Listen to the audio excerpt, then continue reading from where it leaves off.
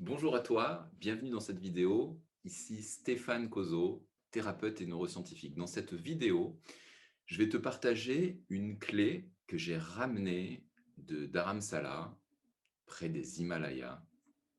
Une clé qui va te permettre de calmer tes pensées et mieux gérer tes émotions.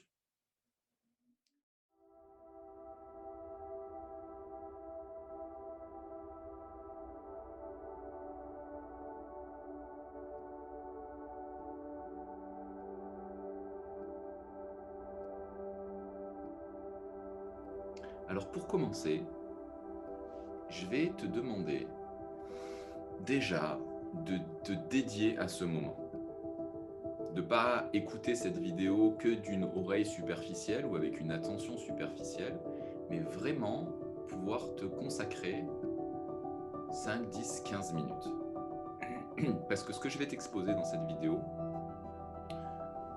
tu vas pouvoir l'utiliser à des milliers de moments pour mieux gérer tes émotions, mieux gérer tes pensées. Et qu'est-ce que ça va te permettre? De prendre de meilleures décisions et en gérant mieux tes émotions dans des situations qui peuvent être challengeantes, de les transformer en opportunités pour toi. J'étais dans le jardin des plantes à Paris lors de mon week-end mensuel où je vais rencontrer mes patients sur Paris. J'étais assis sur un banc et je te plonge avec moi dans cette vidéo.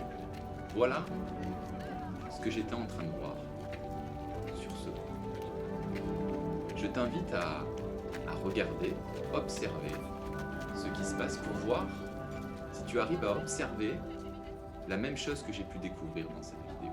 Observe bien, regarde bien, regarde ce qui se passe. Et j'aimerais que tu puisses commencer à me laisser en commentaire, sans tricher, une petite idée de ce que peut-être j'essaye de te montrer dans cette vidéo et de te faire comprendre. Dans ce qui est en train de se passer, dans cette vidéo, tu peux la voir comme tout simplement des gens qui passent. C'est une vue relativement superficielle de ce qui est en train de se passer. Maintenant, je t'invite à changer ton regard et aller plus profond dans cette scène. Comment j'ai pu, moi, rentrer plus profondément dans cette scène? Tout simplement grâce à des techniques de transformation des états de conscience qui me font rentrer dans un niveau plus profond. J'en parlerai plus par l'aspect neuroscientifique, mais là, je veux que vous compreniez l'expérience que j'ai vécue et vous amener à voir ce que j'ai pu voir. Vous voyez des gens, certains courent, certains marchent, parfois il n'y a personne. Il y a aussi des gens qui passent derrière moi, mais que vous ne voyez pas parce que je filme que devant moi. Et puis ces personnes parlent, ne parlent pas. Et maintenant, je vais vous amener à regarder cette scène comme si c'était votre propre esprit. Regardez cette scène et je vous dis maintenant que cette scène est votre propre esprit. Et tous ces gens, ce sont des pensées. C'est des pensées qui traversent votre esprit. Il y a des pensées qui vont très vite, des pensées qui sont plus lentes. Il y a des pensées de type positive.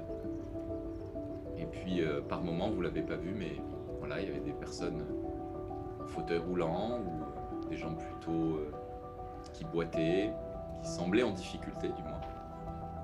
Et puis, on pourrait aussi regarder ça sous l'angle de l'agitation et du calme, des gens qui couraient comme s'il fallait qu'ils atteignent un but, et des gens qui savouraient. Et bien en fait, tout ça compose l'extrême richesse de vos pensées. Maintenant, je vais vous livrer peut-être le plus grand secret du bonheur et le plus grand secret, la plus grande clé qui puisse vous aider à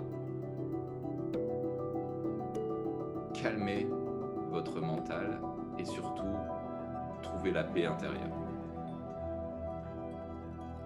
Dans cette scène que vous voyez, il n'y a aucune pensée qui est plus importante que l'autre.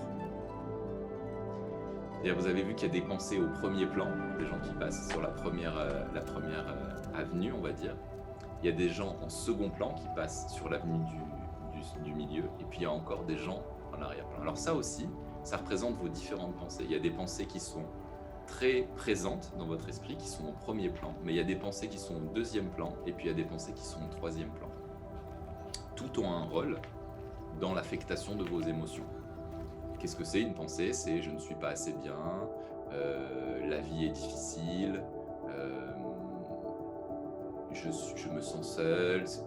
Toute forme de pensée peuvent circuler comme ça dans votre tête. Je vous rappelle qu'on a entre 20 000 et 60 000 pensées par jour. Donc considérez qu'une journée de votre tête, c'est 20 000 passants à 60 000 passants. Pour sortir de l'agitation de la tête et donc moins penser, ça va consister à observer cette scène sans donner plus d'importance à une pensée qu'à une autre. C'est-à-dire que moi j'étais dans cet état-là et j'observais ces différentes personnes passer sans que mon regard se laisse capter plus par une personne ou un groupe de personnes ou une scène qu'une autre. Tout avait égale importance. C'est ce qu'on appelle l'équanimité. Donc s'il y avait quelqu'un qui criait, s'il y avait des gens qui rigolaient, s'il y avait différentes scènes qui pouvaient capter mon attention, des jolies filles par exemple, ou des gens qui me regardaient, eh bien rien de tout cela venait me perturber dans la pleine présence à ce moment-là, dans l'instant présent. Donc, ce que je vous invite à faire quand vous méditez ou que vous regardez une scène comme cela, comme celle-ci, c'est de considérer que tous les gens en fait qui passent, que vous voyez, servez-vous-en comme une représentation de vos pensées. À chaque fois que vous voyez quelqu'un, dites-vous que c'est une représentation de vos pensées. Et qu'aucune pensée n'a plus d'importance qu'une autre. Aucune pensée n'a plus d'importance qu'une autre. Laissez défiler les pensées comme des passants qui passent devant vous. Restez présent au lieu, appréciez chaque pensée qui traverse. Mais ne vous identifiez pas à la pensée. Parce que qu'est-ce qui se passe? C'est si vous vous identifiez à la pensée, vous devenez la pensée. C'est-à-dire que je serais devenu ce jogger qui courait après quelque chose, je ne sais pas. Je serais devenu cette personne qui criait au téléphone. Je serais devenu toutes ces personnes. Donc ne devenez pas vos pensées. Restez l'observateur.